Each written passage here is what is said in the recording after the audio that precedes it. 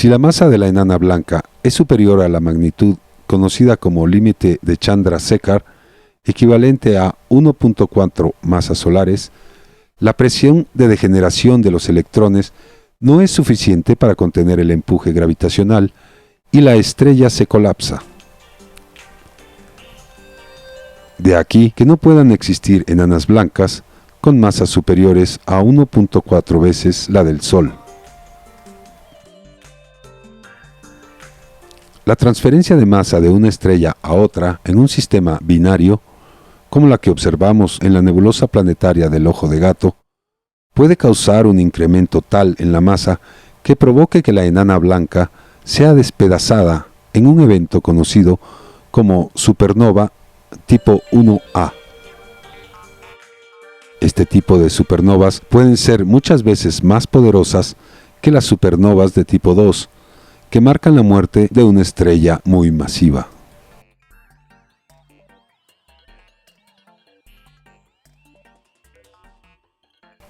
Si una enana blanca forma un sistema binario con otra estrella cercana, el hidrógeno de la estrella acompañante puede acumularse alrededor y encima de la enana blanca hasta que se caliente lo suficiente para fusionarse en una reacción de escape, aunque la enana blanca permanezca por debajo del límite de Chandrasekhar.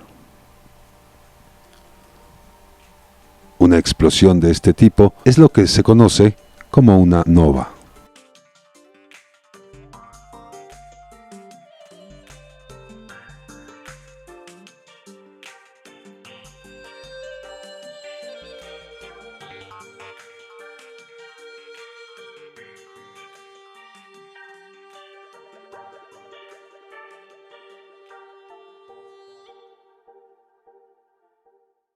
Bienvenidos sean todos ustedes a este su programa cultural A Ciencia Cierta, el programa de divulgación científica. Hoy vamos a presentar al doctor Víctor Gámez, quien es realmente uno de los pioneros en terapia celular en México y quien nos va a hablar acerca de las células madre y los betaglucanos en los tratamientos antitumorales. Está con nosotros el doctor Víctor Gámez Lechuga. Él es pionero de la terapia celular en nuestro país. Además, él es creador de la Fundación Feliz Esplendor AC, y el tema que viene a compartirnos es acerca de las células madre. Bienvenido, doctor, un aplauso para él. Gracias, muchas gracias como siempre por las invitaciones, por su gran recepción, por su comprensión para todos los errores que son todos. Esto es la Fundación Esplendor, nos dedicamos a la difusión, a la promoción, a la prevención, que es la educación específica, tratamiento e investigación de enfermedades crónico-degenerativas, virales, tumorales y terminales. Esta es una recopilación muy sencilla. Son como 3 o 4 capítulos de un libro que se llama Inmunología Básica, pero esto lo hice con el fin de que tengan todas las bases para poder usar las células madre. También les voy a decir cuáles sí se pueden usar y por qué sí se pueden usar. Así de sencillo. No tiene más volumen y más alcance que el de servirles. Tener un conocimiento teórico sin ninguna parte práctica, no le veo objeto. Nada más voy a hablar 20 minutos, me paran a los 20 minutos. Todas las preguntas que se les ocurran, por inconvenientes que les parezcan, si yo se las puedo responder, con todo gusto lo hago. Gracias. La siguiente, por favor.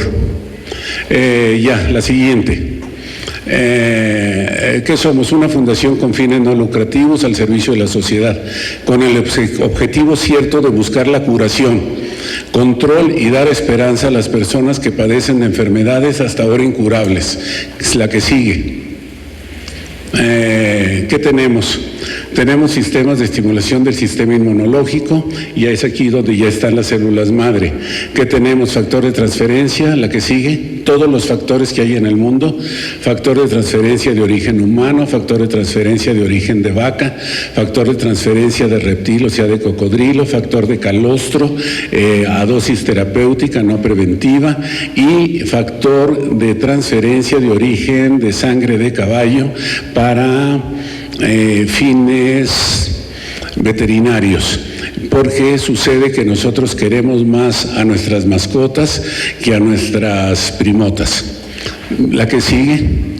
Bueno, tenemos factor de crecimiento hepático, es factor fibroblástico de crecimiento hepático, factor fibroblástico de crecimiento neural, anticuerpos antivirales de orina, anticuerpos monoclonales de orina de nosotros mismos, anticuerpos antitumorales de orina de mujer embarazada. Todo esto nos lo hace el doctor Acosta Armendáriz. Lo van a conocer porque está saliendo con Lolita Ayala y le pregunta de la gripe. Y el doctor Chaparrito ahí le dice que los antibióticos no sirven con los virus, lo cual es cierto, no tiene mayor chiste. El doctor es inmunólogo y doctor en inmunología de la Universidad. Ahorita me acuerdo del apellido. Él sabe mucho y tiene muy mal carácter, pero con él hay que hacer un oidiólogo, o sea, lo oímos y no lo interrumpimos. Vale la pena. Seguimos. Tenemos un banco de vacunas, todas las vacunas para uso humano disponibles en el mundo, y básicamente al mismo precio de los distribuidores. Usamos los distribuidores nacionales, usamos los distribuidores internacionales, y si se necesita usamos que alguien nos las traiga de otro lado del mundo, y nada más las pasamos de nosotros a los doctores.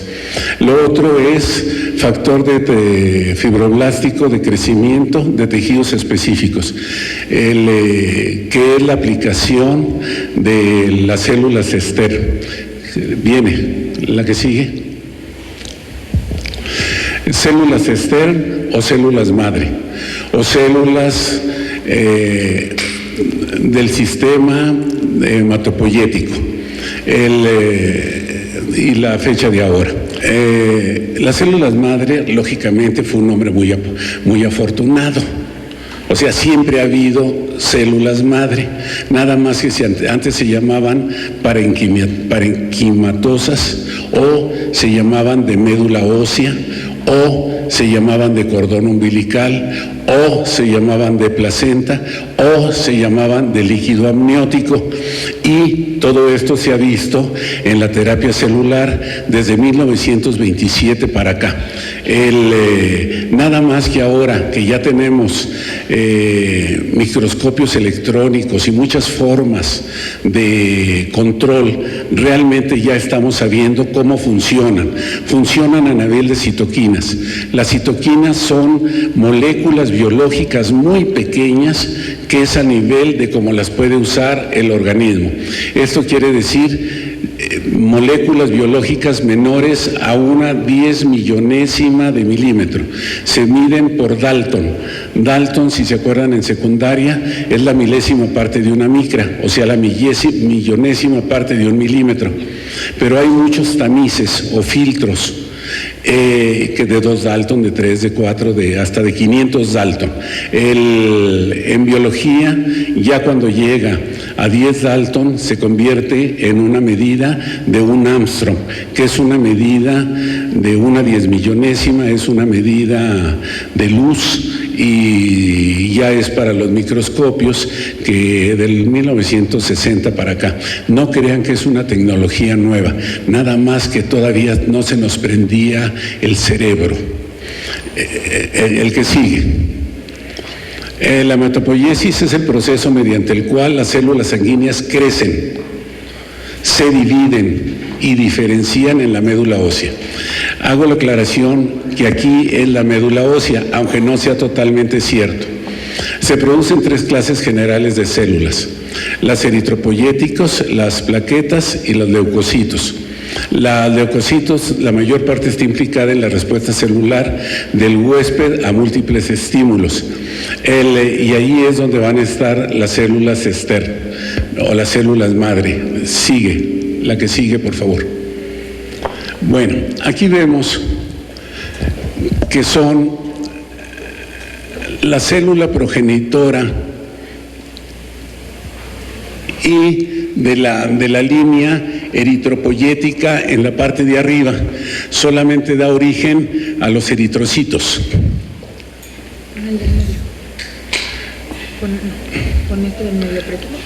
Ok. Esto y la célula progenitora no se diferencia de nada. No podemos saber, solamente podemos saber sus resultados. Y uno da origen a los eritrocitos, otro da origen a las plaquetas y otro da origen a los linfocitos. Aquí hay una que se llaman células dendríticas, que dan origen a las plaquetas. Esto. Lo que nos va a importar es esto. La que sigue, por favor. Las células progenitoras comprometidas con la línea celular.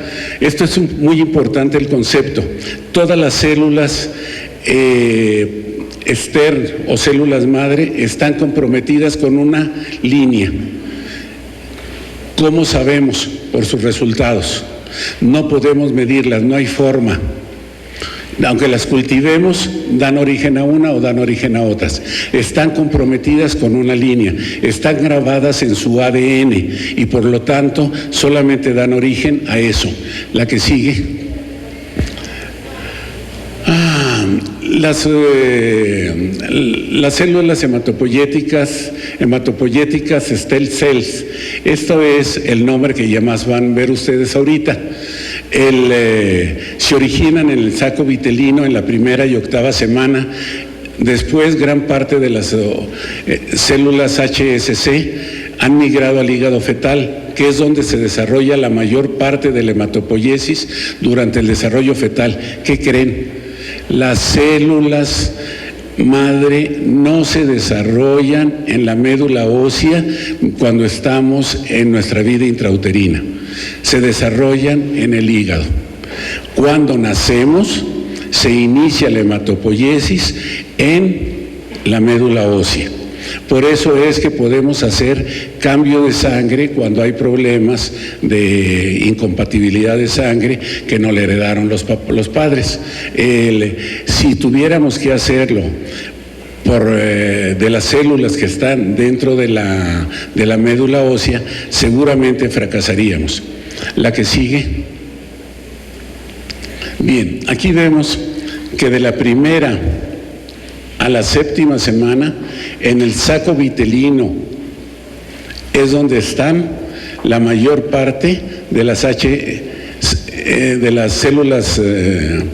células madre. Y por eso nosotros en terapia celular, y ustedes ya muchos lo hacen, usan células madre de líquido amniótico.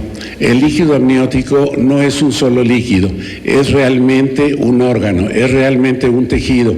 Es tan importante el tejido que nos permite que el ser vivo, cuando somos seres placentarios, vivamos.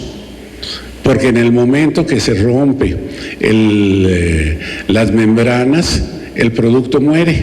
Por eso tenemos que hacer rápidamente una cesárea. Ya saben, todavía los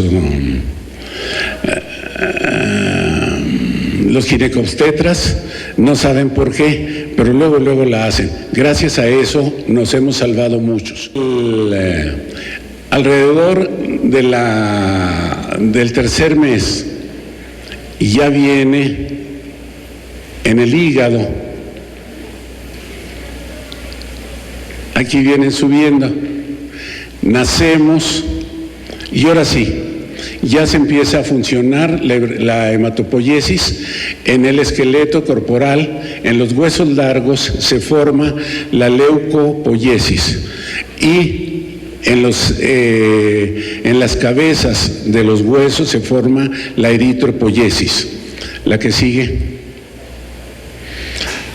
Las células Stern son pluripotenciales o troncales, no son tutipotenciales. Las células Stern, las células madre, solamente son troncales, solamente dan origen a un tipo específico de células. Las células tutipotenciales tendrían que ser las que nosotros sacamos de la lámina germinativa. ¿Se acuerdan ustedes de óvulo y espermatozoide?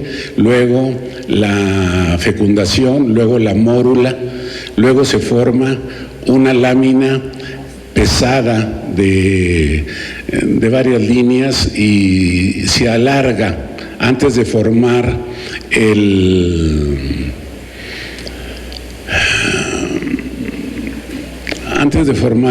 un tubito. Se me va el nombre. ¿Quién es? ¿Quién me dice? Vaya, el tubo neural. Bueno, entonces, antes de formar el tubo neural son tutipotenciales. Las células madre son troncales y son pluripotenciales, no son tutipotenciales. Muy importante. La que sigue, por favor. Ok. Aquí venimos la SCF, da origen a la inmunoglobulina G, inmunoglobulina 11 y la inmunoglobulina 35. Si no hay la inmunoglobulina, el CD35, cuando yo iba a la facultad, no digo que estudiaba, esto es 62, 66, hace ya 44 años, casi 50, en 2 años. Íbamos apenas en el CD3, ahorita ya van en el CD95 y cada uno le encuentran nuevas y nuevas funciones. No aplicaciones, funciones, ya siempre han existido, únicamente los estamos identificando. El futuro de la medicina bien llevada va a ser la inmunología. Yo les pido que le echen un brinquito otra vez a la inmunología. Esa va a ser la explicación y va a ser el encontrar nuevos medicamentos. Entonces aquí tenemos las células progenitoras pluripotenciales que dan origen a 3. Progenitores asignados, esa es la línea.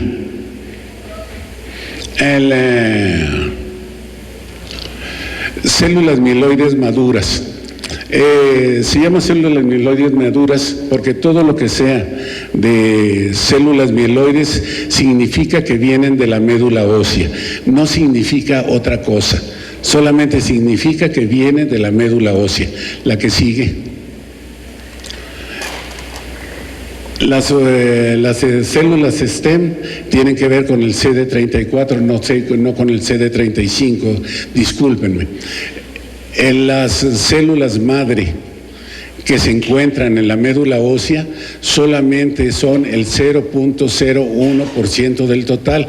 Esto significa de cada 1000, una es una célula progenitora. Y cuando esta da origen a muchas células, increíblemente da origen a otras. Y el pool de células madre permanece constante por toda nuestra vida. Por eso es que nosotros podemos vivir y nuestros glóbulos blancos y glóbulos rojos y plaquetas se están reproduciendo. Los glóbulos blancos de los glóbulos rojos de 90 a 120 días, las plaquetas según cómo se van usando, según nuestras necesidades, y los glóbulos blancos la mayor parte son neutrófilos.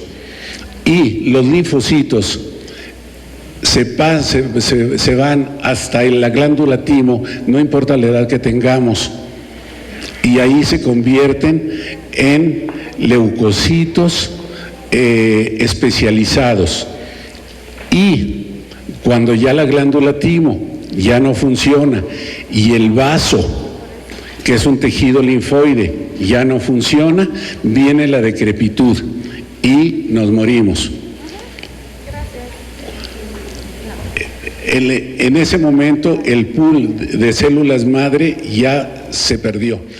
Bien amigos, después de haber escuchado al presidente de la Sociedad Mexicana de Terapia Celular, el doctor Víctor Gámez, a ciencia cierta, el programa de divulgación científica se despide de ustedes.